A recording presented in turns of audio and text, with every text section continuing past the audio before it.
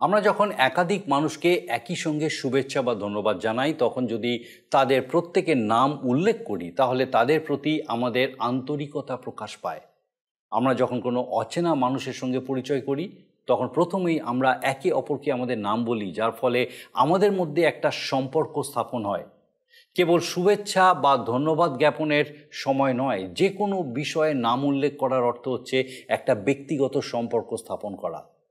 আমরা কি সবার নাম জানতে সর্বদা উৎসুক থাকি, বা এই রকম ধরনের একটা ব্যক্তিগত সম্পর্ক স্থাপন করার ক্ষেত্রে কি উৎসুক থাকি?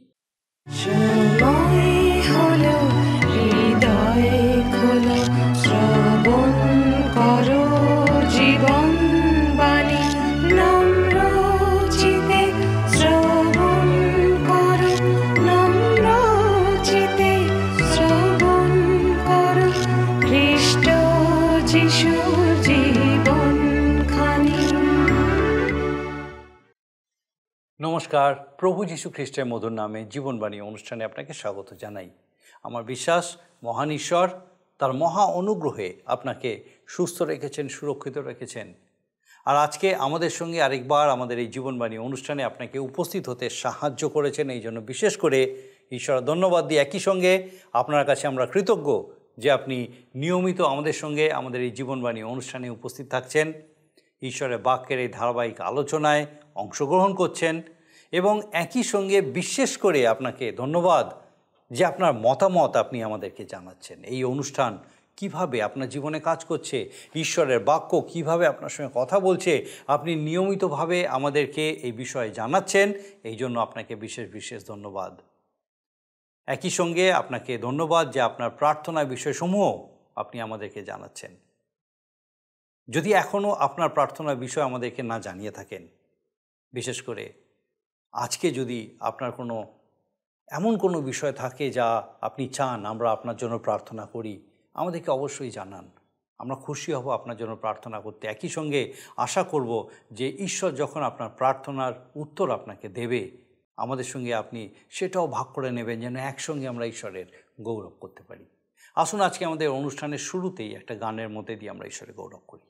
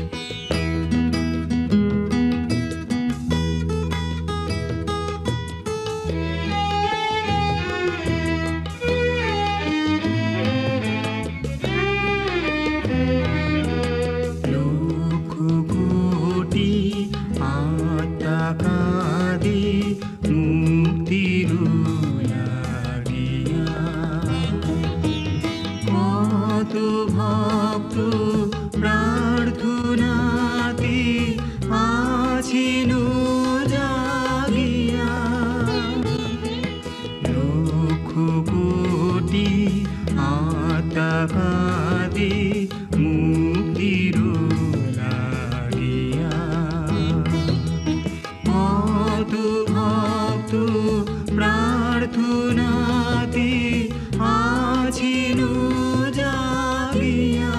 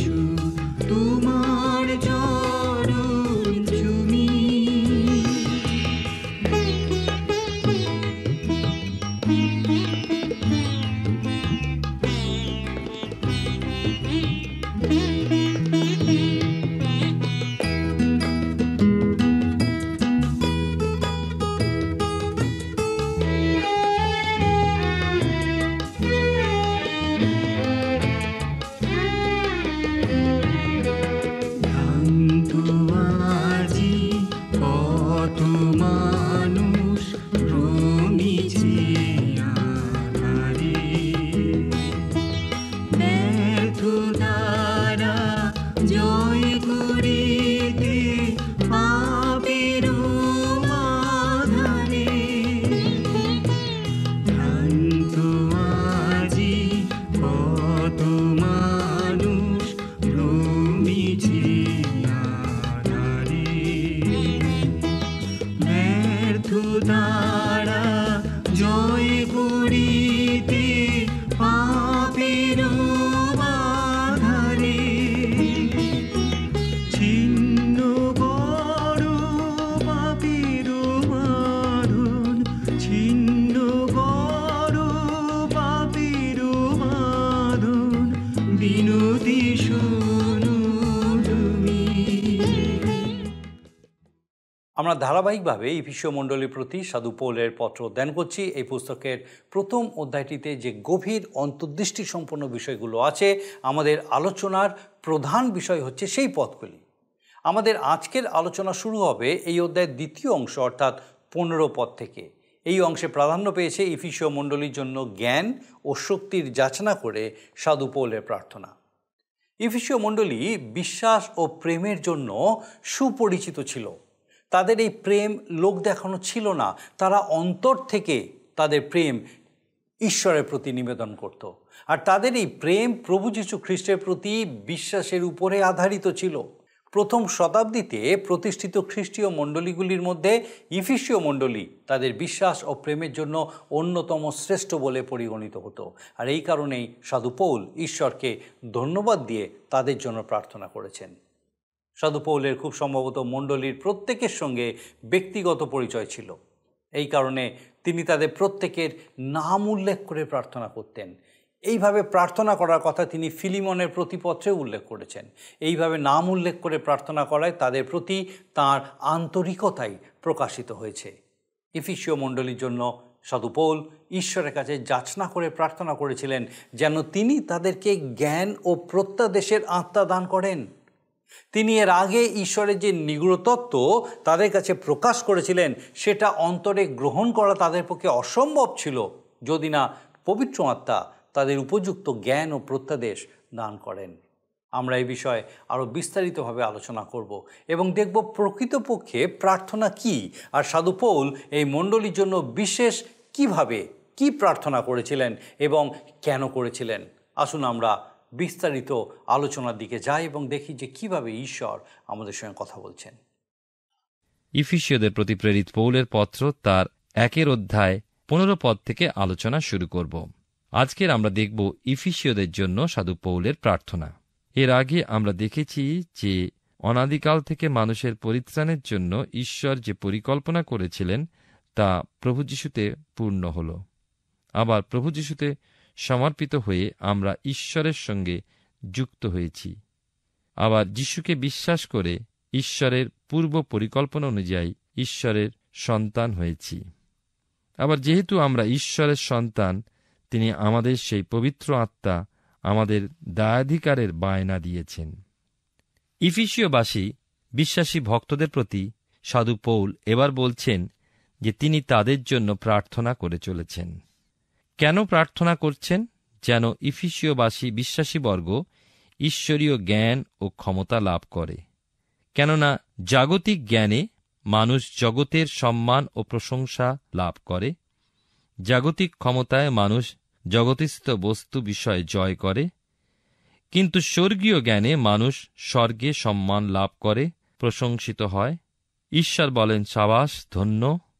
আর স্বর্গীয় ক্ষমতায় মানুষ স্বর্গস্থ বিষয় সকল জয় করে, যেমন পুত্র হওয়ার ক্ষমতা, অনুগ্রহ দানস্বরূপ, অনন্ত জীবন, উত্তরাধিকারী, দূতদের বিচারের অধিকার ও বিজয় মুকুট। সাধু পৌলের প্রার্থনা ইফিসীয়বাসীর জন্য যারা পৌলের সন্তান সন্ততির মতো প্রিয়। লক্ষ্য করুন 1 অধ্যায় 15 এবং 16 পদে কি লেখা আছে। এই কারণ প্রভু যীশুতে যে বিশ্বাস এবং সমস্ত পবিত্র লোকের প্রতি যে প্রেম তোমাদের মধ্যে আছে তাহার কথা শুনিয়া আমিও তোমাদের নিমিত্ত ধন্যবাদ করিতে ক্ষান্ত হই না। আমার প্রার্থনাকালে তোমাদের নাম উল্লেখপূর্বক তাহা করি। ইফিসীয় মণ্ডলী তাদের বিশ্বাস ও প্রেমের জন্য প্রশংসিত হয়েছিল।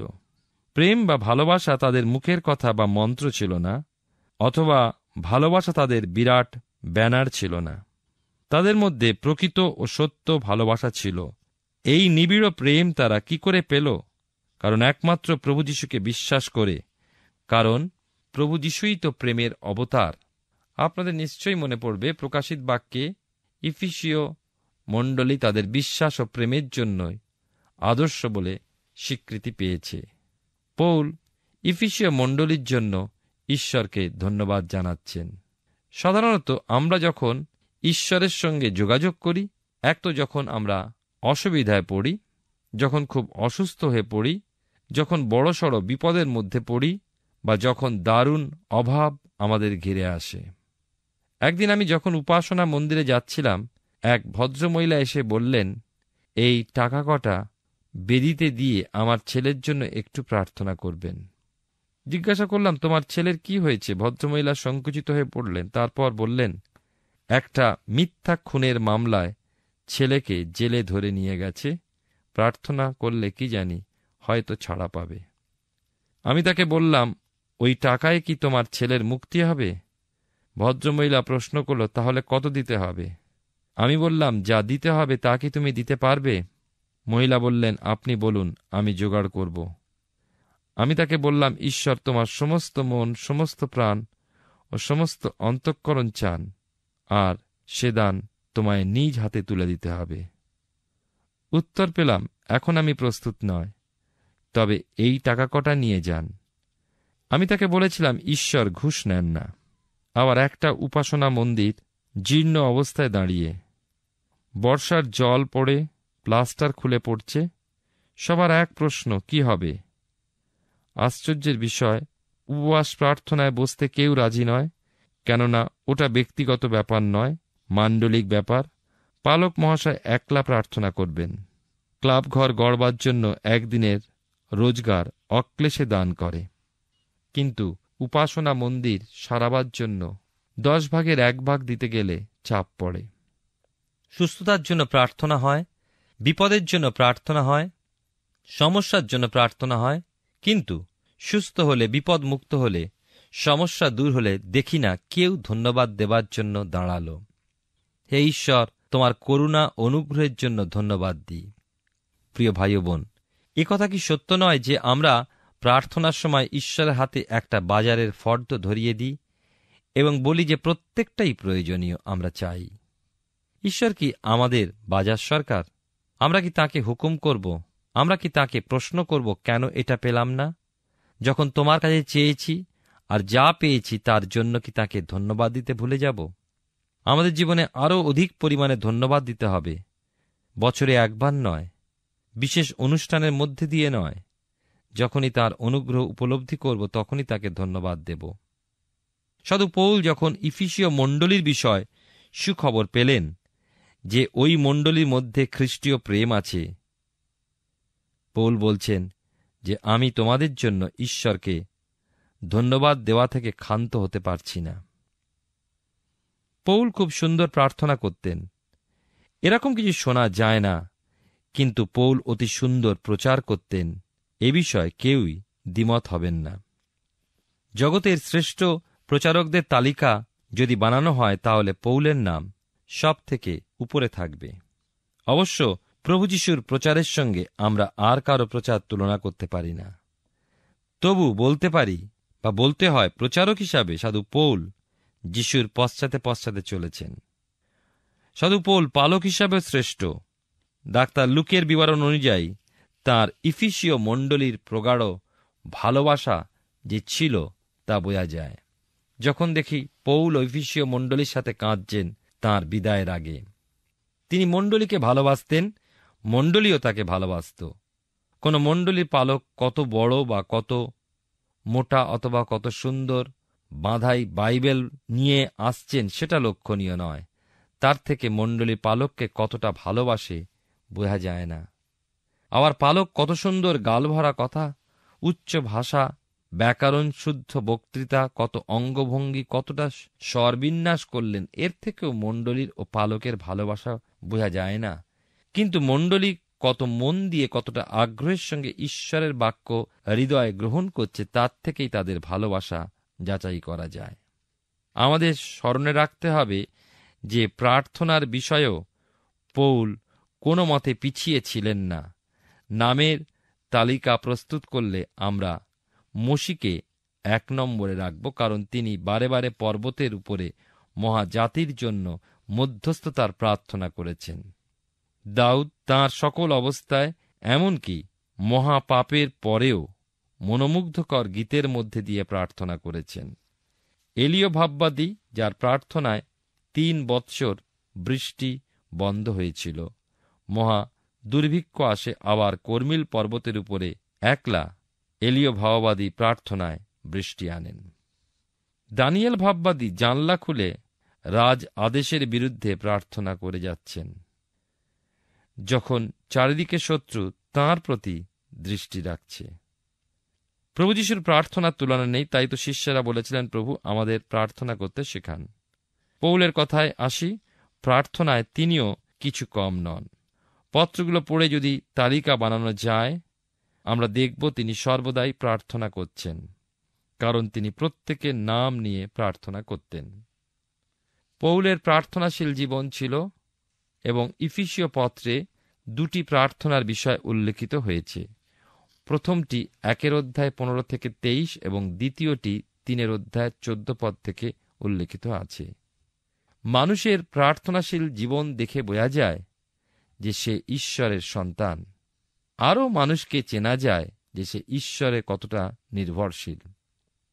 যখনই তার প্রয়োজন হয়, সে নিজের জন্য প্রার্থনা করে, প্রয়োজনে অন্যের জন্য মধ্যস্থতার প্রার্থনা করে।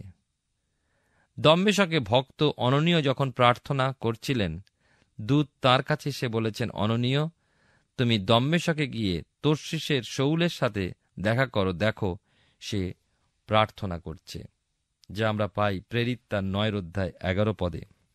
সাধু পৌল বলছেন, আমি ধন্যবাদ করিতে ক্ষান্ত হই না। পৌলের প্রার্থনা তালিকায় ইফিসীয় মণ্ডলীর নাম সর্বপ্রথমেই পাচ্ছি। এইভাবে নিশ্চয়ই তাঁর তালিকায় আরও অন্য মণ্ডলীগুলোর নাম নিশ্চয়ই আছে। আমরা আরও জানলাম যে তিনি প্রত্যেকের নাম নিয়ে প্রার্থনা করতেন। ঈশ্বর তো অন্তর্যামী, তিনি সকল কথা জানেন।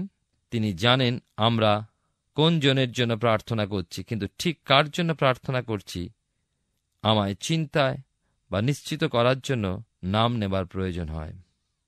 প্রভুর এক দাস একটা মজার ঘটনার কথা উল্লেখ করেছেন। কোনো এক স্থানে তিনি একজন খুব নাম করা প্রচারকের সাথে দাঁড়িয়েছিলেন। অনেকে এসে তার সঙ্গে করমর্দন করছিলেন। একজন বললেন, আমি আপনার জন্য প্রার্থনা করি। ওই প্রচারক বললেন, বড় সুন্দর কথা, ধন্যবাদ ভাই, তবে আপনি কি আমার নাম ধরে প্রার্থনা করেন? কেননা আমি চাই না যে ঈশ্বর আমাকে অন্যের সাথে মিলিয়ে না ফেলেন। পৌলের প্রার্থনায় বিষয়বস্তু জাগতিক প্রয়োজনীয় বস্তুর জন্য নয়, কিন্তু আত্মিক আশীর্বাদ লাভের জন্য।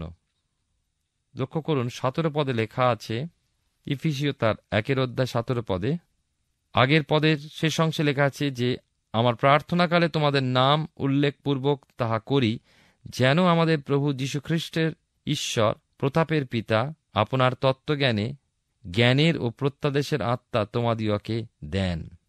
সাধু পৌল লিখছেন যে মণ্ডলী খ্রিস্টের দেহ, মণ্ডলী হচ্ছে পিতা ঈশ্বরের পরিকল্পনা। ঈশ্বর পুত্র মণ্ডলীর জন্য মূল্যদান করেছেন এবং ঈশ্বর পবিত্র আত্মা মণ্ডলীকে রক্ষা করছেন।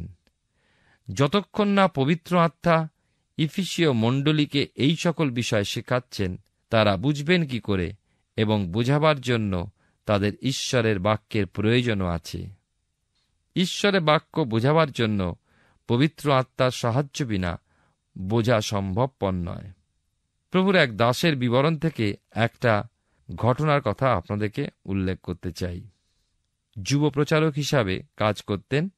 সেখানে এক ঈশ্বর ভক্ত লোক তার বাবা মায়ের ঘরের পেছনে এবং তাঁবুতে বাস করতেন। তিনি স্বাস্থ্য উদ্ধারের জন্য সেখানে এসেছিলেন। ওই বৃদ্ধ ভদ্রলোকের বাইবেল সম্বন্ধে অদ্ভুত জ্ঞান ছিল। প্রভুর সেই দাস সময় পেলেই ওই বৃদ্ধ ভদ্রলোকের কাছে গিয়ে বাইবেল সম্বন্ধে নানা জ্ঞান সংগ্রহ করতেন। একদিন প্রভুর সেই দাস খোলাখুলিভাবে সেই ভদ্রলোককে জিজ্ঞাসা করলেন, আচ্ছা বলুন তো, বাইবেল সম্বন্ধে এত জ্ঞান আপনি কোথায় পেলেন? ভদ্রলোক বললেন যে তিনি কোনো বাইবেল শিক্ষণ শিবিরে যাননি বা কলেজে যাননি। কোনো বাইবেল শিক্ষার স্কুল বা কলেজে গিয়েছেন? তার উত্তর, এক মাটির ঘরে তিনি মেঝেতে হাঁটু গেড়ে বসে বাইবেল সামনে খুলে শিক্ষা করেছেন। ঘণ্টার পর ঘণ্টা ওইভাবে তার কেটে গিয়েছে। আর তিনি আরও বললেন যে এই জগতের বড় বড় বাইবেল স্কুল বা কলেজ যা শিক্ষা দিত, তিনি তার অপেক্ষা অনেক বেশি শিক্ষা লাভ করেছেন। এরপরে প্রভুর দাস যখনই বাইবেলের কোনো অংশ বুঝতে অসুবিধা হতো, তিনি হাঁটুর উপরে বসে বাইবেল পড়তেন। একজন বলেছেন যে একবার ওই প্রভুর দাসের মুখে পরম গীতের ব্যাখ্যা শুনেছিলেন তিনি বলছেন যে প্রভুর ওই দাসের ব্যাখ্যা অতুলনীয়। হাঁটুর উপরে বসে পরম গীত শিক্ষা করেছিলেন সেই দাস।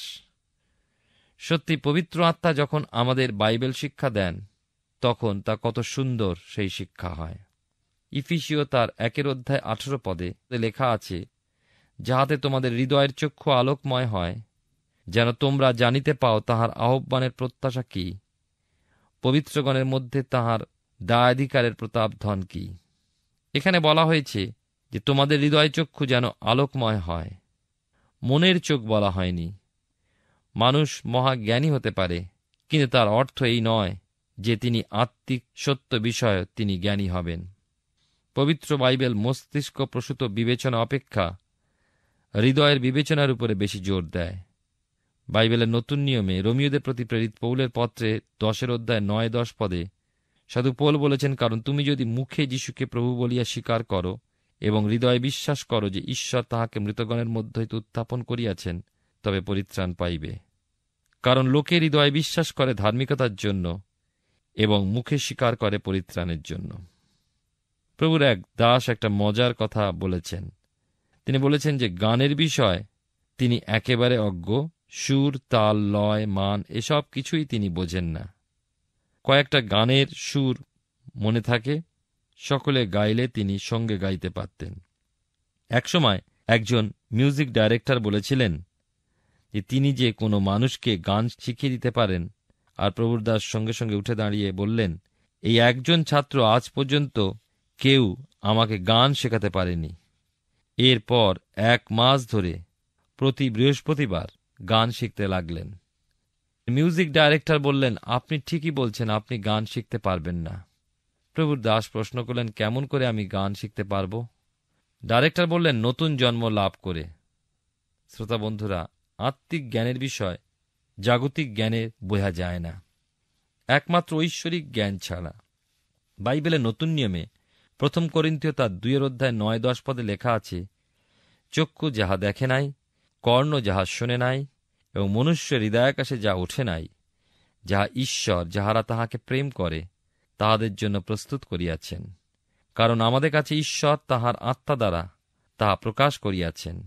কেননা আত্মা সকলই অনুসন্ধান করেন, ঈশ্বরের গভীর বিষয় সকল অনুসন্ধান করেন। ঈশ্বরের আত্মা আমাদের শিক্ষা দিতে চান। আজকের দিনে দেখি ঈশ্বরের বাক্য মানুষ বুঝতে পারে না, কারণ তারা ঈশ্বরের আত্মা দ্বারা শিক্ষা লাভ করতে চান না। নিজেরা শাস্ত্রপাঠ ধ্যান করতে চান না। পাদ্রীবাবু যা বললেন তাই শুনলাম, ওখানেই শেষ। বাইবেল পাঠে মন লাগে না, বড় শুষ্ক পাঠ্যপুস্তক। প্রিয় বন্ধু, বারবার পড়ুন, তবুও বুঝতে না পারেন, হাঁটুর উপরে প্রার্থনা করুন, পাথর থেকে দুগ্ধ মধু ঝরে পড়বে। বাইবেলে লেখা আছে, অন্বেষণ করো পাইবে, দ্বারে আঘাত করো দ্বার খুলিয়া দেওয়া যাইবে। আমরা জানতে পারব কেন তিনি ডাক দিয়েছেন। প্রভু যীশুকে বিশ্বাস করে আমরা ঈশ্বরের সন্তান বলে স্বীকৃতি লাভ করেছি। যখন আমাদের হৃদয় চক্ষু আলোকময় হবে, আমরা স্পষ্টরূপে দেখব যে প্রভুর সঙ্গে আমরাও প্রতাপ বেষ্টিত হয়েছি। পবিত্রগণের সঙ্গে গৌরবের আসনে আমরাও স্থান পেয়েছি। ঈশ্বরের আত্মা, পবিত্র আত্মা যখন আমাদের শিক্ষা দেবেন, তখন এত সুন্দর সুন্দর বিষয়গুলি আমরা দেখতে পাবো, জানতে পারবো, শিখতে পারবো।